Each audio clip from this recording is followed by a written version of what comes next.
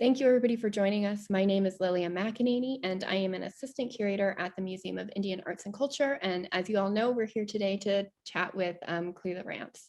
So a few things before we start. To begin, I'd like to briefly acknowledge the place where this conversation is happening, even though we are in a virtual space, in Ohkay within the Tewa world. As a non-native person living in so-called Santa Fe, I am a guest in the ancestral homelands of the Tewa people, and I wish to acknowledge all of the indigenous people, Pueblo, Navajo, Apache, and so many others, past, present, and future, who walk on these lands and steward this place.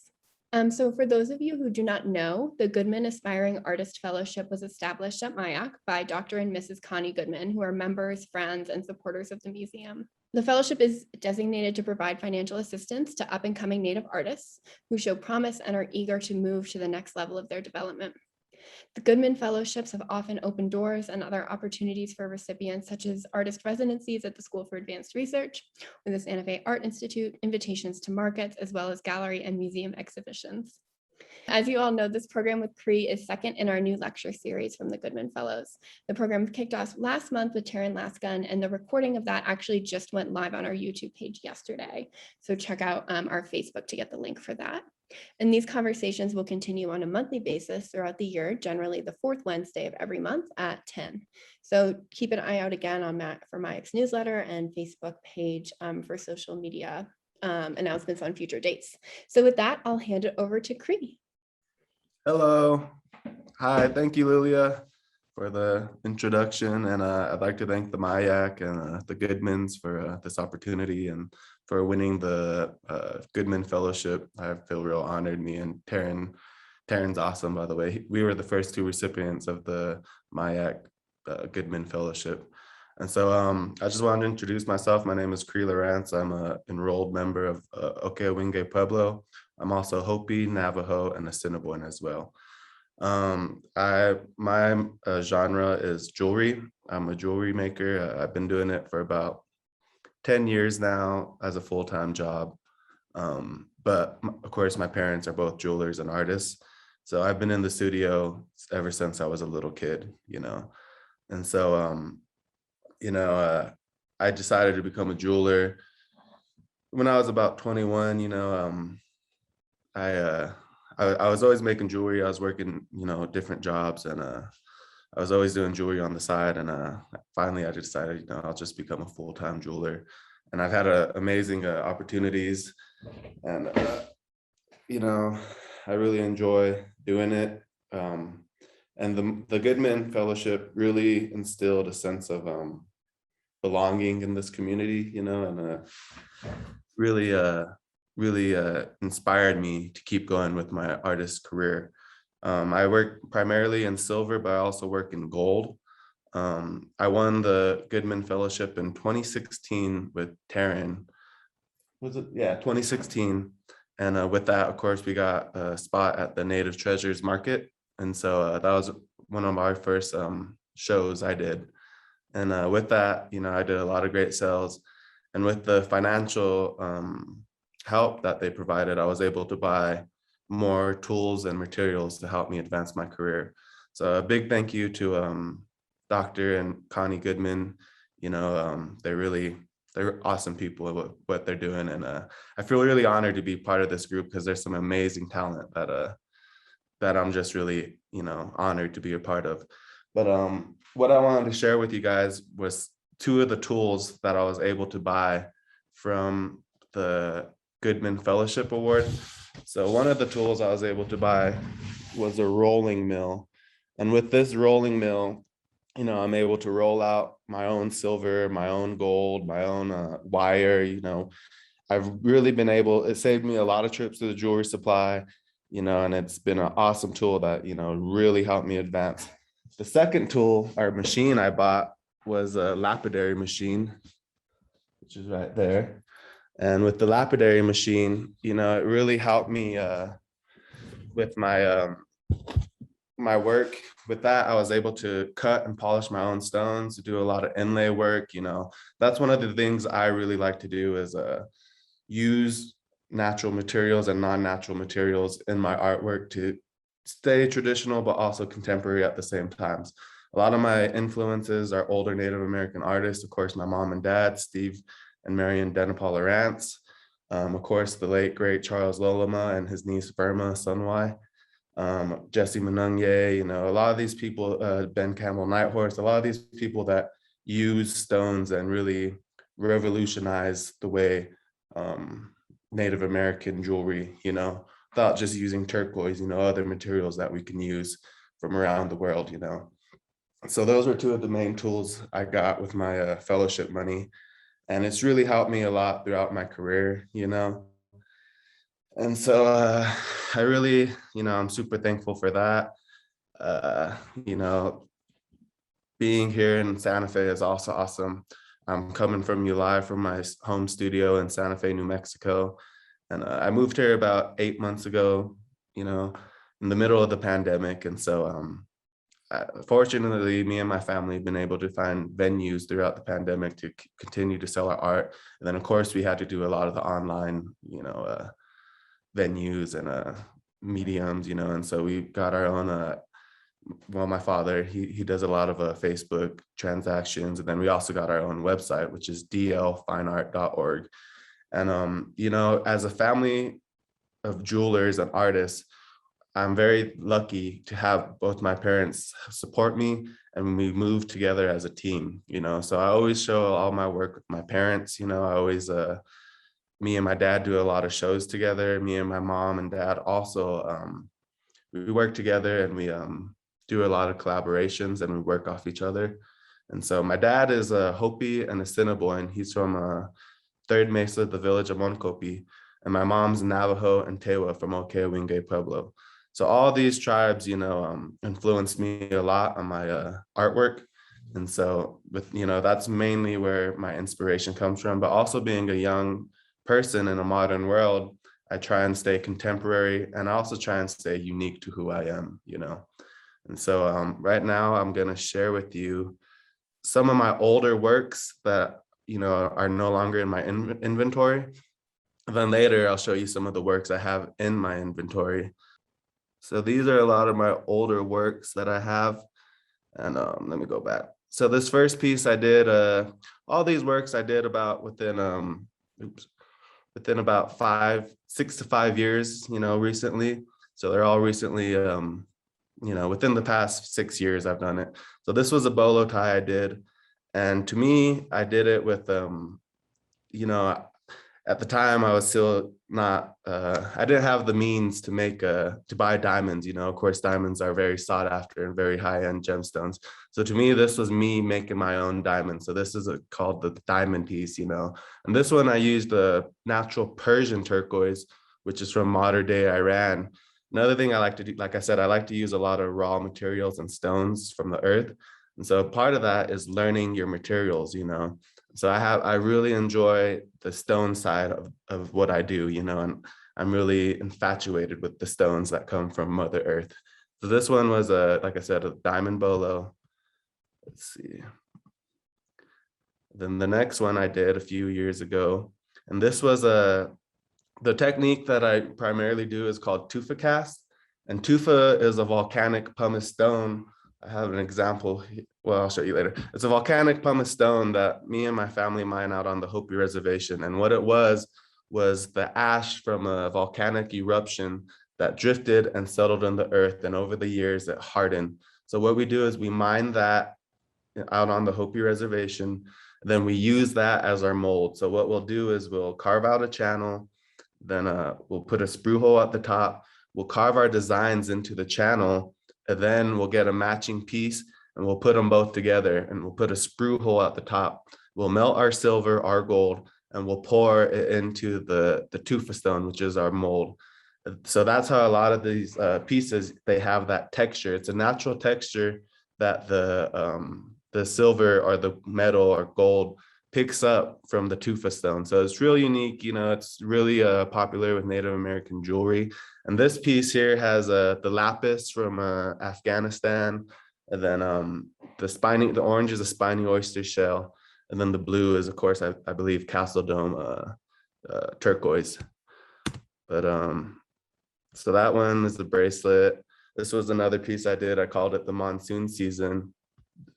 another bolo here with the tufa cast texture. You know, a lot of my work, I also just like to do work with textures that you can do within silver. So this one, you know, it has the handmade bolo tips and a little piece of the Mediterranean red coral in it. This was an older piece I did, and not, like I said, I like to work with a lot of natural materials, but I also like to work with a lot of contemporary materials. So this one is actually a piece of blown glass in the middle, and the artist that did the glass was Robert Spooner. Uh, and of course, he's a relative, but he's also a prestigious, well-known glass blower. So he actually gifted me the glass piece in the middle, and when I saw it, I saw all the different colors of corn. And so with this piece, I did it to kind of honor the corn, you know, so we got the yellow corn, green corn, blue corn, and red corn. And then of course I put the sun at the top. And so this was a really fun piece, you know, kind of unique and different. I like to, you know, be contemporary and yet traditional at the same time. There's another picture of what I call the monsoon piece, you know, because it has some opal in the middle, sugilite, black coral, lapis, and various turquoise. But I've tried picking the more darker colors. I actually made this piece during the monsoon season when you get the purples and the grays and the sky and a lot of the lightning. So I put a lightning bolt in the middle with the thundercloud and then lightning on the side. And I kind of picked a dark background, you know, to represent the monsoons. This piece was a little bit more contemporary, and what it is a capsule. And so in the bottom part is a pendant, but that tube there is hollow. So you can actually slide the top part on and off. And then it has a smoky quartz set on the top and then beads of smoky quartz and a handmade chain on the back. And then I put my name, Cree. I always sign my pieces with my first name in all capitals, Cree. So that's my signature.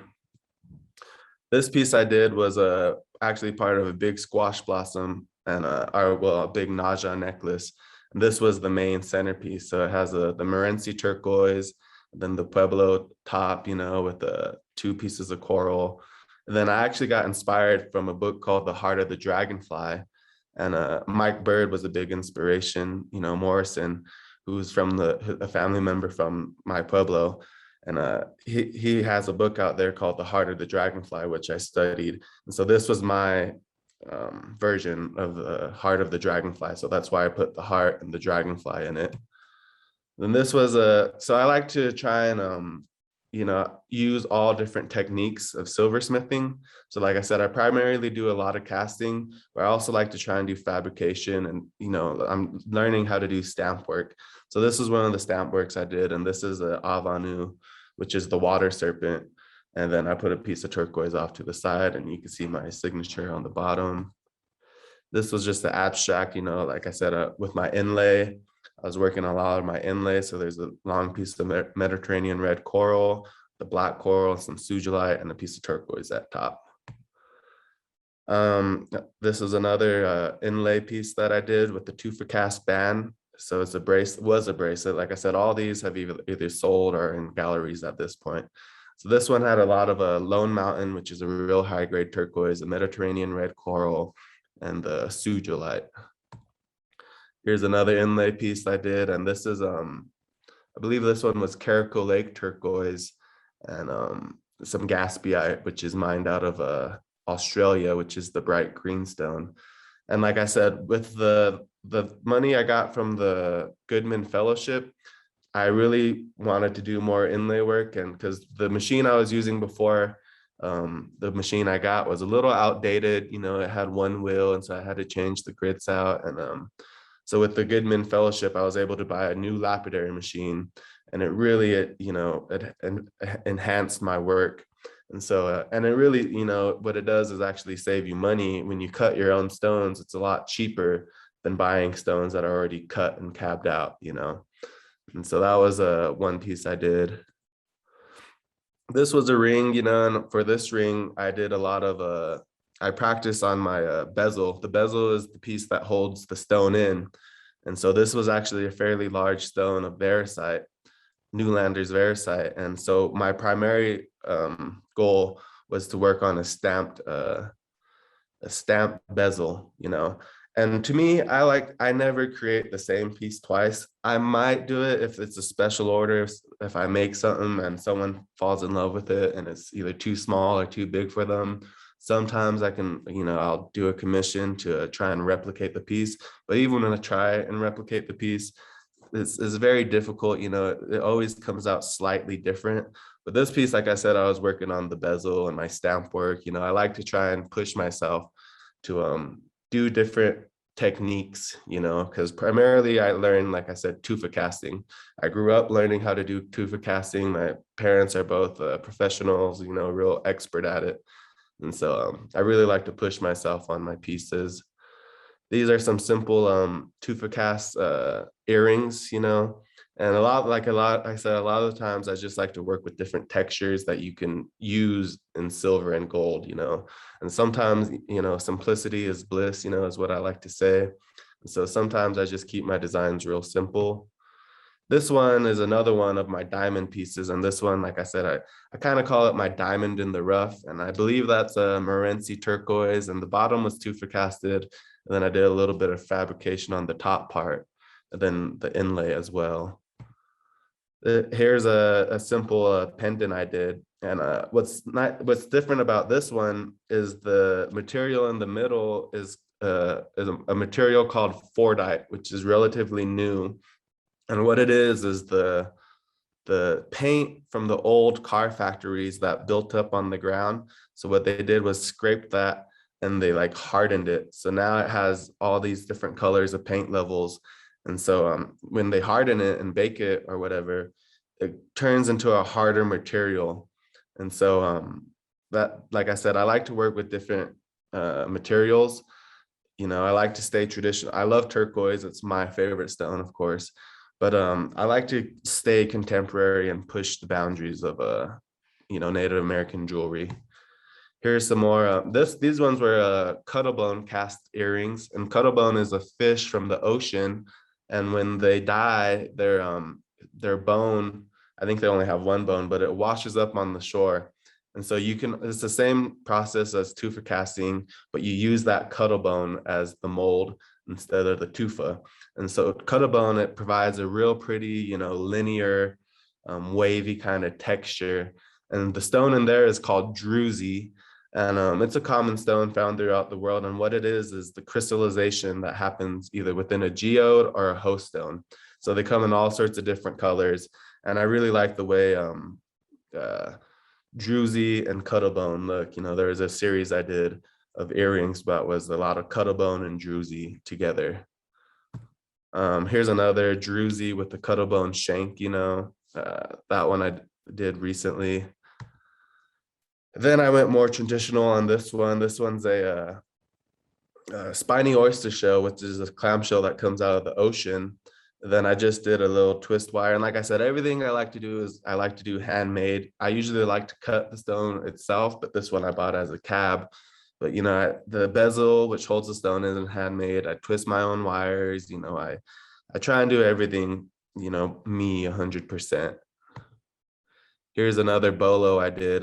This one is the same thing as the diamond, and this one was inlaid with Cripple Creek turquoise, which is a really hard turquoise, which is mine, I believe, on the Colorado.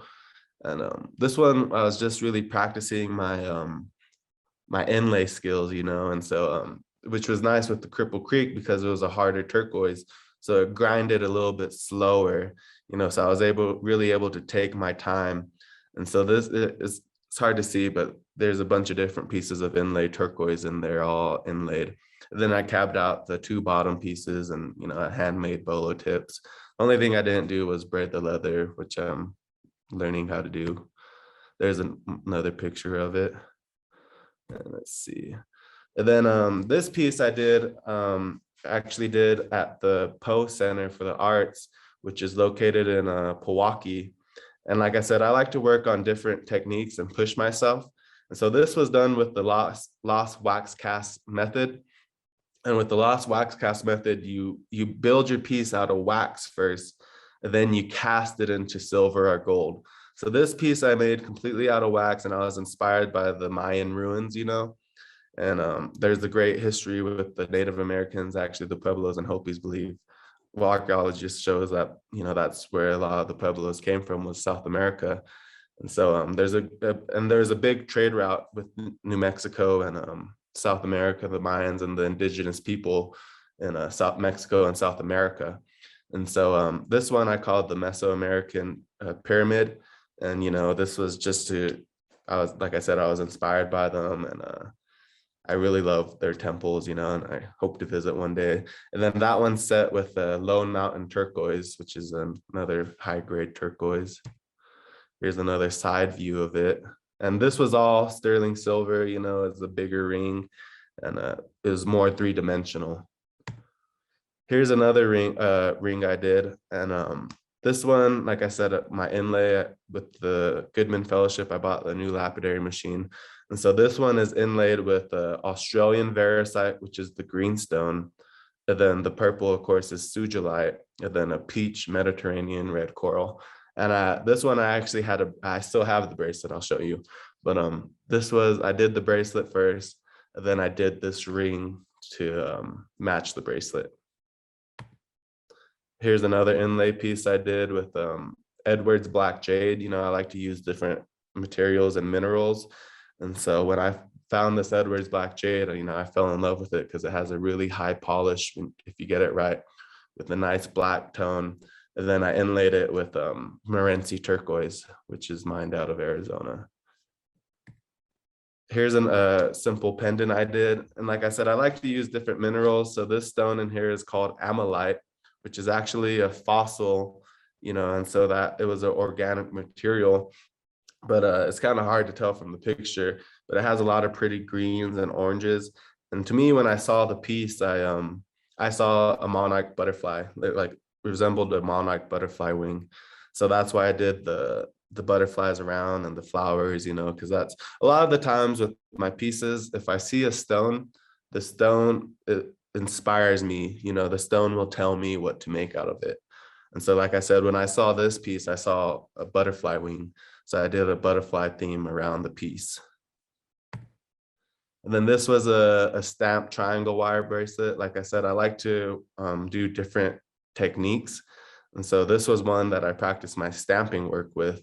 And it's more of like a water wave design, and just me practicing my stamping skills. This one, is a little spike ring I did.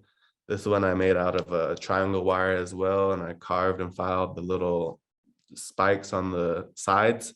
But then I cut that, so it's a piece of peridot, Apache peridot in the middle, and I cut the stone and did a little spike, and then, like I said, handmade bezel. Everything I like to do, I like to try and make myself. So this piece I actually did, this lapidary, the stonework and the bezel and the ring shank.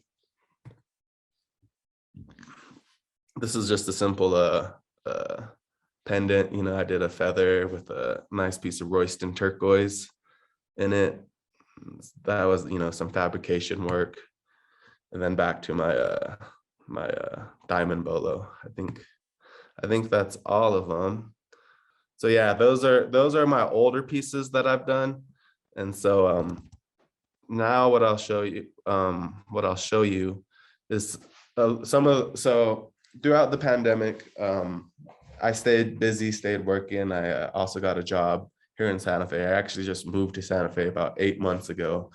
And so I now work at a gallery in downtown Santa Fe, which is awesome because it's in the realm of what I do in the art world. And I just love being in the center of Santa Fe, which is the Southwest art capital, art capital of the Southwest.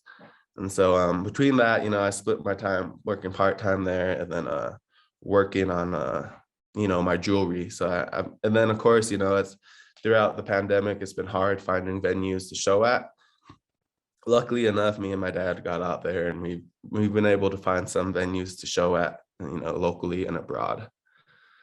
So now what I'll do is I'll show some works, and my inventory is kind of low right now because of what I said, but now I'll show you some of the works I still do have in my inventory and I'll kind of explain them, and it's not as broad as big as the last slideshow I showed you, but let's see.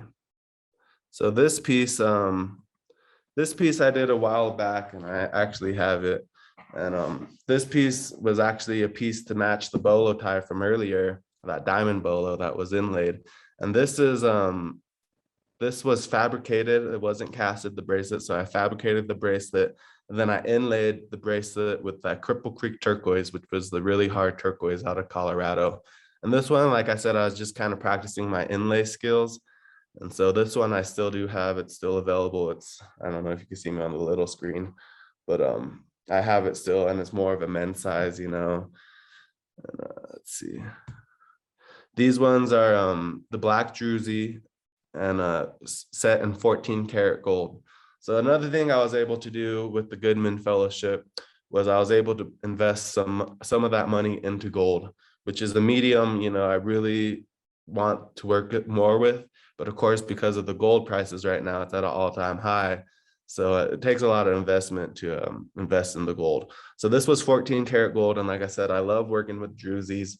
And so I think they're a real elegant stone. And this picture you can't really see, but it has a lot of crystallization on the stone, which causes a lot of reflection and shininess to it.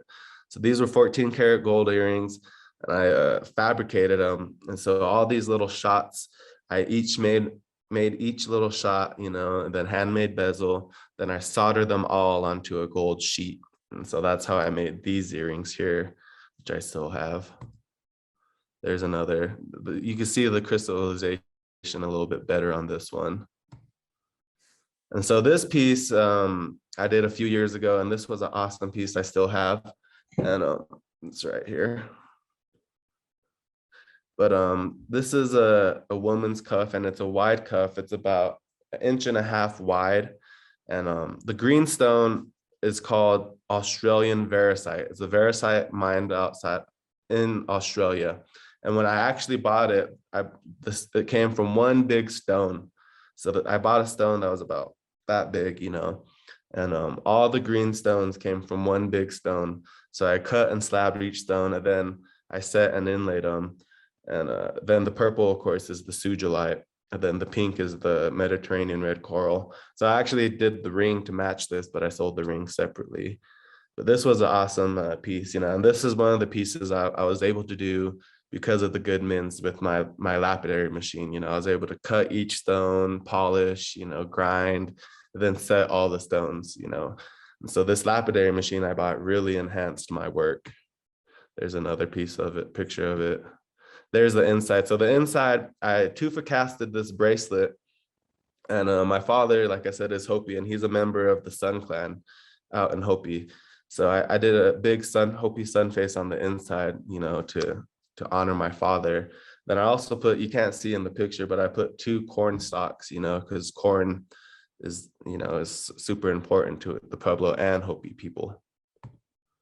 So this ring I did, like I said, I like to use different and unique minerals and stones. So this is actually a blue jade that I got. And so it's a tufa cast band with the stars, I put stars around the band. And then I did the handmade twist wire and the handmade bezel. So that one I still have. This is another version of one of my spike rings, And so that's a piece that, like I said, the ring was filed and cut, and then handmade bezel, and then I cut and polished my own coral on that one. And this piece I have, it's another one of the diamond pieces I did, but I like to, like I said, I like to kind of be contemporary with my work. And so I got this blue bolo tie, and I really liked the color blue, so I decided to do a blue on blue theme. So I did the blue is lapis azul, which is mined out of Afghanistan. And this piece actually I have to repair because one of the stones cracked in it. And but I will have it available. But the tips are also handmade, like I said. And this was actually a tufa casting. Then I just gave it a high polish on the outside.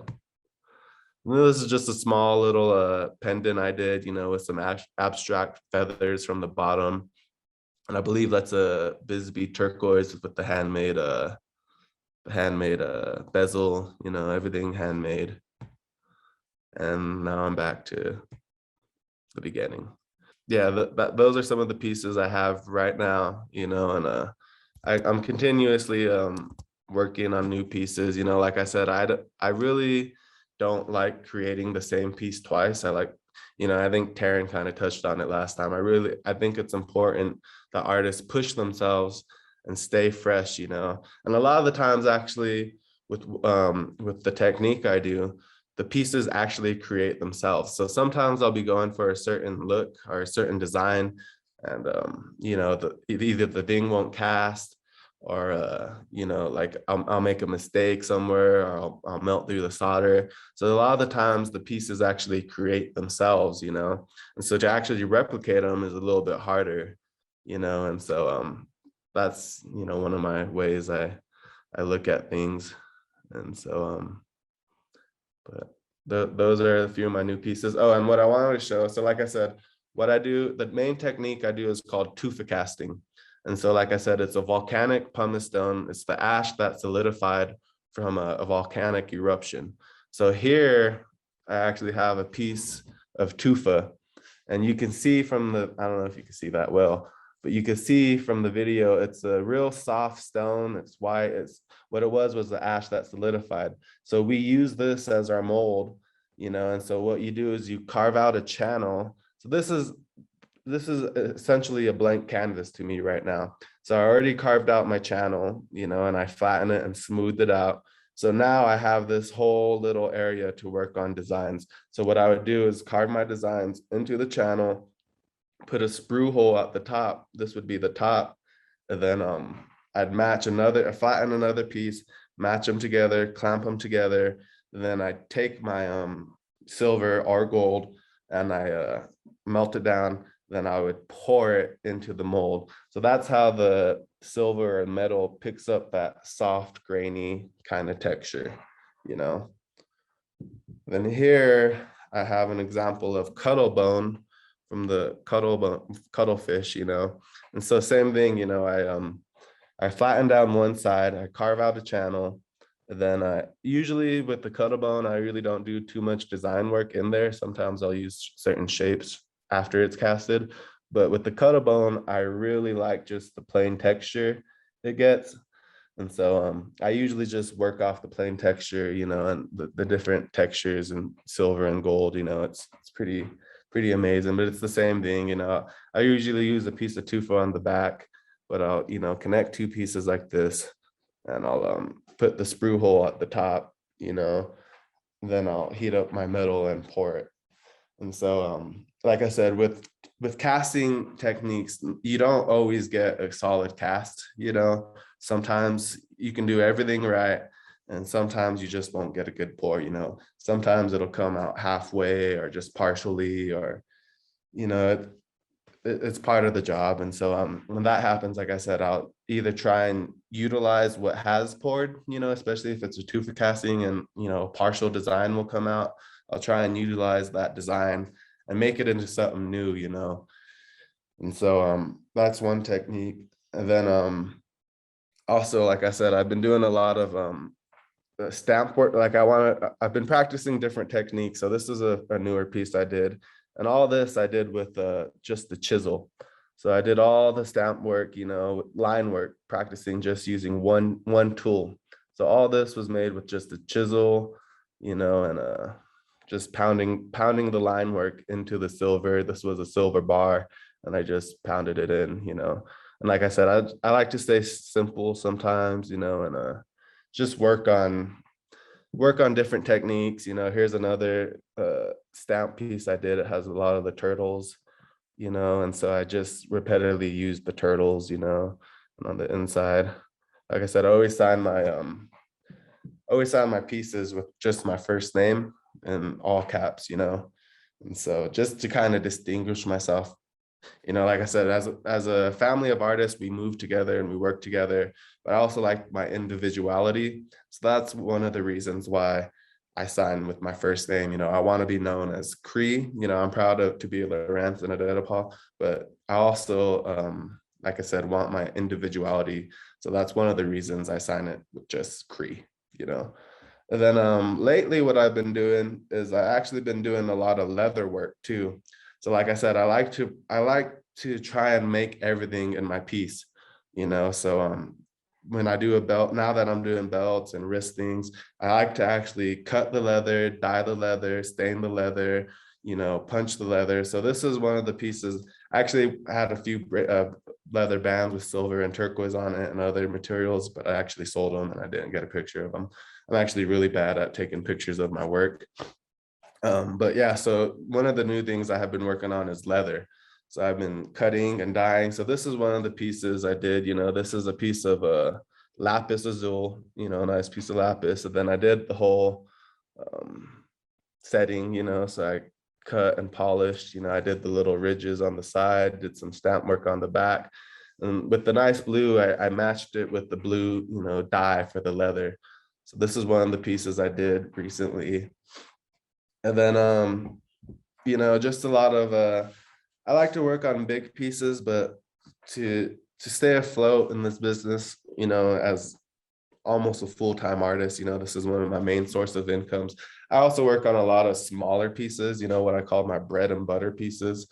And so I do a lot of turquoise rings, you know, and so these are some of the turquoise rings. And a lot of the times I either, like I said, I do a lot of the stamp, the plain stamp, but I'll also do some, you know, different kinds of casting. You know, here's that one piece with the stars on it, you know, fabrication, you know, two for casting.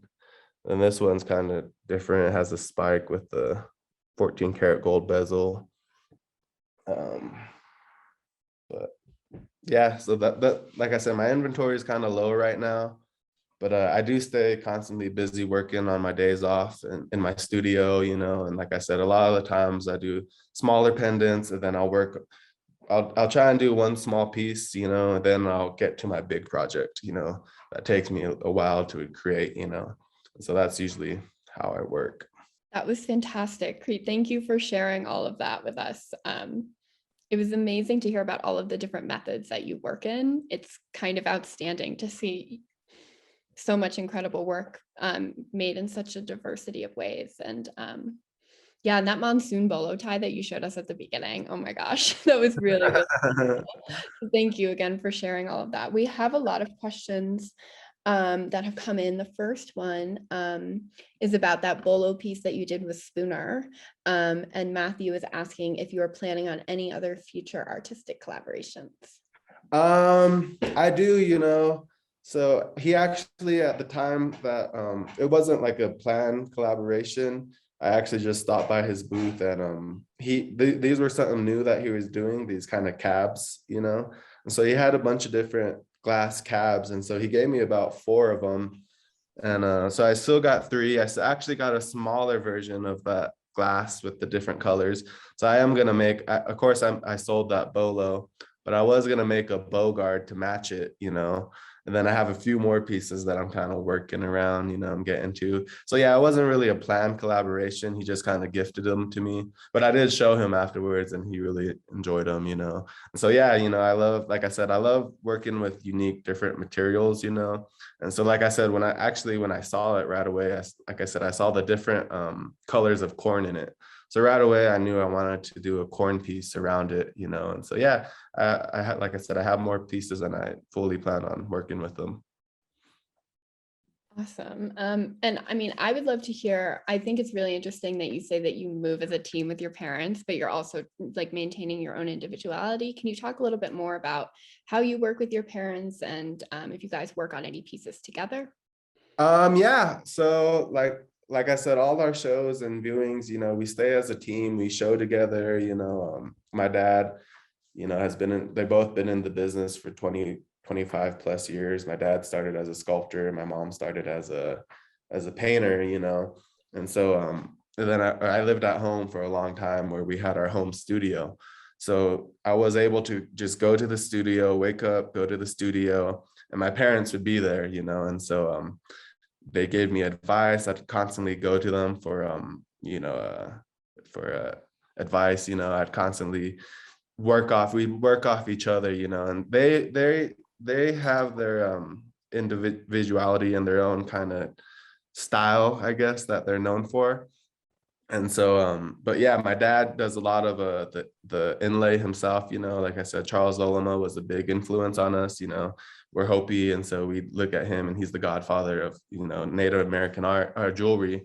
And so a lot of big inspiration came with that. So he taught me a lot on how to do inlay, you know, and polish stones. And then my mom, she's just like a pure artist, you know. She was a painter, you know, and so a lot of her work from paintings translate into the tufa casting. So both of them influence me heavily. And then, like I said, I just go to them constantly for advice. You know, sometimes my dad will have a piece and I'll say, you know, let me do this to the piece. And he'll say, go ahead, you know, and so that will work as a collaboration. Or same with my mom, you know, or vice versa, you know, she'll ask me what I think she should do on a piece, or, you know, what if we have like I said, a lot of times you come across difficulties and mistakes. So sometimes you gotta work around those mistakes. So my mom and dad will constantly come to me as well, and me to them on, like I said, on mistakes, and see if we can repurpose this, you know, or see what we can make out of it, you know. So it's we don't like sit there and say, let's do a collab together and plan it out. We just kind of work off each other, you know. And then, like I said, we move as a team. You know, that's the beautiful thing when we're at art shows and showing, you know, one of us can man the booth while the other can, you know, because I grew up in the art world. And so I'm a big fan of Native American art, you know, so I love going to all the different booths and looking at all the different artworks, you know. And a lot of these artists, you know, have known me since I was a little kid. So they're almost like extended family, you know. And so it works really good, you know. And like I said, I also want to keep my individualism, whatever. And so that's why, you know, I try and stay true to myself, you know. Absolutely. That sounds like an absolutely fantastic way to grow up. Yeah, Very lucky. I'm really lucky and Yeah. blessed. So we have a few questions about materials. The first one is from Linda, who asks if you ever work with mother of pearl. Is there a particular stone that is especially difficult to work with because it's either too fragile or too hard? Yeah, so I work with shell. The thing about mother of pearl, well, mother of pearl is a shell, you know. So the thing about some of these materials and minerals, they can be kind of toxic or dangerous to work with, you know. So shell in particular, you know, you want to wear a respirator when you're cutting shells, just because the particles aren't good for your lungs. So I do work with shell, but when I work with shell, you know, same with the mother of pearl and a spiny oyster, I usually like to work with already pre-cut shell, you know, just to stay safe, you know. But and then another mineral I love to work with that's, you know, getting pricey as well is opal. But opal is super sensitive, you know, it's sensitive to heat. You can't overhit it, you know. Sometimes it only has a little bit of the color play in it. And so that's one mineral I love to work with, but it could be tricky, you know. You can over buff it and get the burn out the color in the opal, you know. And so yeah, you just got to be really safe when you're cutting some of these minerals, you know, like malachite can be dangerous. Certain stones with like silica can be, you know, dangerous to you. So I try and take that into consideration, and I try and work with natural materials, you know, especially if I'm cutting, you know, and polishing, just because those particles, you know, get into the air and, you know, into your skin. And so, but, you know, like I said, I worked with Fordite, which is a paint slag. You know, I've worked with glass. I haven't really cut too much glass, you know. Shell, I've worked with shell, but it's just more about being safe. Like I said, wearing a respirator and a mask, you know, and sometimes gloves. But yeah, so I mean, I love working with all of them though. But like I said, pearl can be tricky, or not pearl, but shell can be tricky just because of the dangers of it. Great, thank you for that. And I was wondering what it is about gold that makes you so interested in it. It seems like that's really your wheelhouse. It's just because I haven't worked with it a lot, you know. I work primarily with sterling silver, and so just the history and the aura of it, you know, it has a real, and the value of it, you know. When you're working with gold, it kind of brings out the best of you, just because you don't want to waste it, you don't want to mess up with it, it's so expensive, you know. And so when I do work with gold, it really does. I really focus a little bit more, you know, and just, I mean, who doesn't like gold, you know? It's shiny and yellow. And so I want to work more in gold, you know, white gold, rose gold, different carats of gold, you know, and different metals in general, you know, platinum, you know. I've worked with copper, of course. And so. Great. So those are the end of the questions that I have from the audience. Is there anything else that you want to talk about before we sign off? I think I covered as much as I can. Well, this is fantastic. I learned so much hearing from you, and I'm so excited to see what you do next. So thank you everybody for joining us today. Oh, wait, we have one more question that just came in. Oh, it's a comment from Layla Stevenson, who said that she worked at the Museum of Northern Arizona in the 70s and worked with Mr. Loloma. And she said, listening to you made my heart smile. Thank you. That's a sweet thing to say. Shout out Museum in Northern Arizona in Flagstaff. That's where I was born and raised. So I love that museum, and cool. Thank you. So excited to be able to work with you on this program. And like I said, we're so excited to see what you do next. Yeah. Thank you for joining us, and thank you everybody for tuning in. And keep an eye out on MIAC's Facebook page and our newsletter for an announcement about next month's program. And a recording of this will be available on YouTube in the coming weeks. All right, thank you everybody, and thank you, Cree. Thank you. Thank you to the MIAC. Thank Rob, Angela, and the Goodmans, of course, that everyone that's been involved in this whole process from 2016. I've met a lot of great people and built a lot of great relationships. I'm very thankful.